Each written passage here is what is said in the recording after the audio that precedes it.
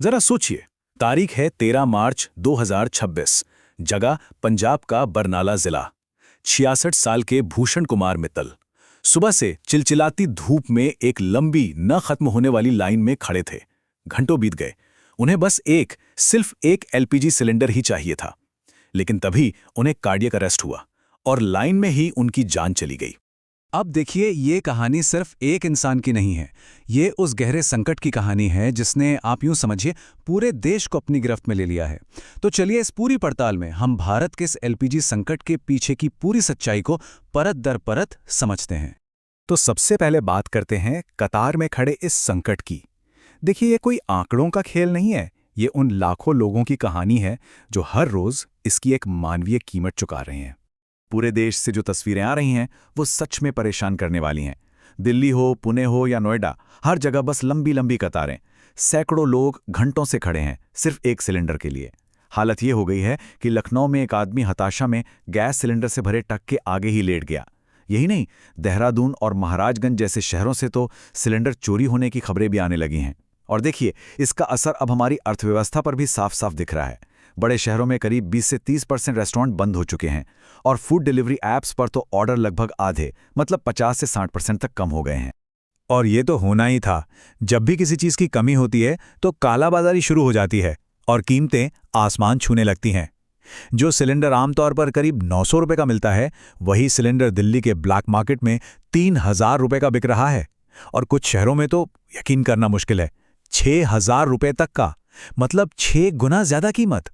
तो अब आता है इस पूरी कहानी का सबसे अहम मोड़। एक तरफ है वो हकीकत जो सड़कों पर दिख रही है और दूसरी तरफ है सरकारी बयान, और दोनों में जमीन आसमान का अंतर है।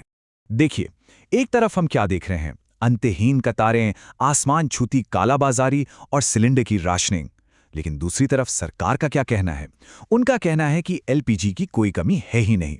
ये जो कुछ भी हो रहा है वो लोगों के पैनिक में आकर ज्यादा खरीदारी करने की वजह से हो रहा है। दावा यह है कि घरेलू सप्लाई पूरी तरह से सेफ है।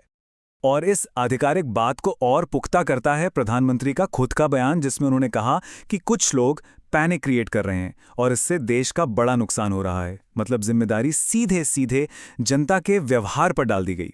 तो फिर सच क्या है? अगर वाकई में कोई कमी नहीं है तो फिर ये अफरा तफरी क्यों मची है?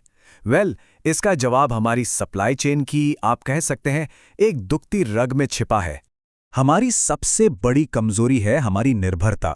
समझिए, भारत अपनी जरूरत का 60% एलपीजी बाहर से मंगाता है, मतलब आधे से भी ज्यादा। और असली चिंता की बात तो ये है कि इस 60% में से भी 90% माल सिर्फ और सिर्फ एक ही रास्ते से आता है, हॉर्मुज़ जलडमरू मध्य। मतलब देश की आधी से ज्यादा गैस सप्लाई एक बहुत ही संकरे से समुद्री रास्ते पर टिकी ही है। और जो बात शायद सबसे ज्यादा डराने वाली है वो ये है कि भारत के पास एलपीजी का कोई स्ट्रेटेजिक रिजर्व है ही नहीं। हमारे पास सिर्फ 48 घंटे का, जी हां, सिर्फ 2 दिन का नेशनल बफर है। मतलब अगर इंपोर्ट रुक जाए तो सिर्फ 2 दिनों में पूरे देश की गैस खत्म हो सकती है। और हुआ भी ठीक वही जिसका डर था। अमेरिका ईरान युद्ध शुरू होते ही ईरान ने जवाबी कार्रवाई की और हॉर्मुज़ जलडमरू मध्य को बंद कर दिया। और बस एक झटके में भारत की आधी से ज्यादा एलपीजी सप्लाई लाइन ही कट गई। अब आते हैं उस विश्लेषण पर जो सरकार की तैयारी और उसके रिएक्शन पर सवाल उठाता है। देखिए, ये जो संकट है ये कोई रातों रात नहीं आ गया। इसके संकेत बहुत पहले से मिल रहे थे। स्रोत का विश्लेषण बताता है कि जियोपॉलिटिकल एनालिस्ट ने जनवरी से ही इस लड़ाई के बारे में चेताना शुरू कर दिया था। यहां तक कि युद्ध से ठीक पहले प्रधानमंत्री ने एक अहम सहयोगी देश का दौरा भी किया, लेकिन तब भी एनर्जी सप्लाई को सुरक्षित करने के लिए कोई ठोस कदम नहीं उठाया गया। और तो और, जब हॉर्मुज़ बंद हो गया उसके बाद भी कथित तौर पर एक हफ्ते तक कोई एक्शन नहीं लिया गया। और फिर अचानक 7 से 9 मार्च के बीच एक के बाद एक कंट्रोल ऑर्डर जारी कर दिए गए। तो कुल मिलाकर ये विश्लेषण 4 बड़ी चूकों की तरफ इशारा करता है। पहली, शुरुआती चेतावनियों को नजरअंदाज किया गया। दूसरी, इतने सालों में इंपोर्ट के लिए कोई और रास्ता नहीं खोजा गया।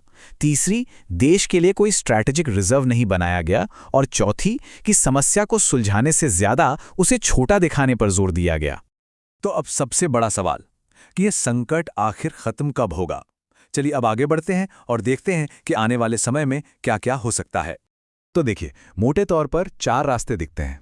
पहला कि जल्दी से सीज फायर हो जाए, लेकिन इसकी उम्मीद कम है क्योंकि ईरान में जो नया लीडर है वो काफ़ी हार्डलाइनर माना जाता है। दूसरा रास्ता, दूसरे देशों से सप्लाई, लेकिन जो इमरजेंसी शिपमेंट आ भी रहे हैं वो ऊंट के मुंह में जीरे के बराबर हैं। तीसरा कि होर्मुज का रास्ता फिर से खुल जाए, इसकी संभावना भी बहुत कम है क्योंकि ईरान ने वहां माइंस बिछा दी हैं। और चौथा और शायद सबसे प्रैक्टिकल रास्ता है भारत की सीधी बातचीत, लेकिन इसमें भी कोई एकमुश्त डील नहीं हो रही, बल्कि एक एक जहाज के लिए मोल भाव करना पड़ रहा है। तो इन सारे सिनारियों को अगर देखें तो एक रियलिस्टिक अंदाज़ा यही है कि इस संकट से निकलने में अभी भी कम से कम 4 से 8 हफ्ते और लग सकते हैं। तो ऐसे में सवाल उठता है कि एक आम इंसान क्या कर सकता है। ये सेक्शन कुछ ऐसे ही प्रैक्टिकल कदमों के बारे में है जो लोगों को इस मुश्किल समय में मदद कर सकते हैं। इसमें 4 ज़रूरी बातें हैं। पहली, अगर घर में बिजली की सप्लाई अच्छी है तो एक इंडक्शन कुकटॉप सबसे अच्छा बैकअप हो सकता है। दूसरा काम जो कर सकते हैं वो ये है कि अपने इलाके में पता करें कि क्या पाइप्ड नेचुरल गैस यानी पीएनजी उपलब्ध है। अगर है तो फौरन रजिस्टर कराएं क्योंकि ये इस सप्लाई चेन पर निर्भर नहीं है। तीसरी बात, अगर कोई भी सिलेंडर की ब्लैक मार्केटिंग करते हुए दिखे तो नेशनल कंज्यूमर हेल्पलाइन पर उसकी शिकायत जरूर करें। और चौथी और शायद सबसे ज़रूरी बात, पैनिक बाइंग बिल्कुल ना करें। एक एक्स्ट्रा सिलेंडर जमा करने का मतलब है कि आप किसी और की ज़रूरत को और मुश्किल बना रहे हैं। पर आखिर में घूम फिरकर बात फिर वहीं आ जाती है, इस संकट की मानवीय कीमत पर।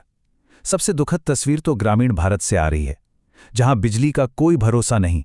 वहां लोग वापस मिट्टी के चूल्हे जलाने पर मजबूर हो गए हैं। सोचिए, वो महिलाएं जो सालों की कोशिशों के बाद चूल्हे के धुएं से बाहर निकली थीं, आज वो फिर से उसी धुएं में खाना पकाने को मजबूर हैं। और ये सब हमें एक बहुत ही बुनियादी और बड़े सवाल के साथ छोड़ जाता है। जब सिर्फ 33 किलोमीटर चौड़ा एक समुद्री रास्ता 140 करोड़ लोगों के देश को इस तरह ठप कर सकता है, तो ये हमारी असल राष्ट्रीय सुरक्षा की तैयारियों के बारे में क्या कहता है।